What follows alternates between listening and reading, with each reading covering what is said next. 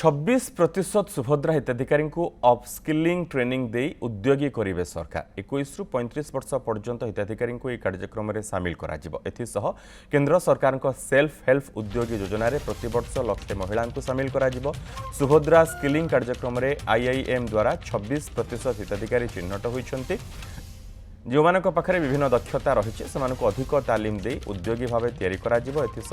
विभिन्न विभाग सह अन्य क्षेत्र में नियुक्ति दिज्व एथिपाई 21 वर्ष रु 35 वर्ष भितर महिला मानक चिन्हट करा केंद्र सरकार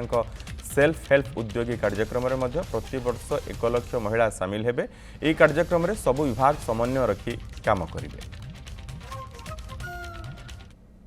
पाखापाखि कोटिए महिला आम पाखे सुभद्रा अच्छा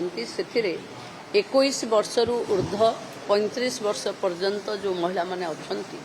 से मानकु पाखरे जहा स्किल थिबो ताकू चिन्हिबा पई जेमति आईआईएम आउ एसबीआई रो गोटे स्टडी बाहरी कि 26% झियो माने जो माने सुभद्रा पाइचंती से माने ताकू विभिन्न काम रे लगौचंती विभाग से मानकु माने चिन्हित करी तांकर स्किल को अपस्किल एवं रिस्किल करी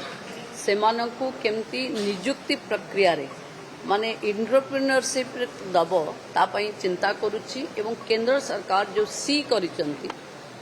सेल्फ हेल्प एंटरप्रेन्योरशिप सेथिरे सुभद्रार भौणी माने सामिल हेबे एवं प्रति वर्ष आमे 1 लाख महिला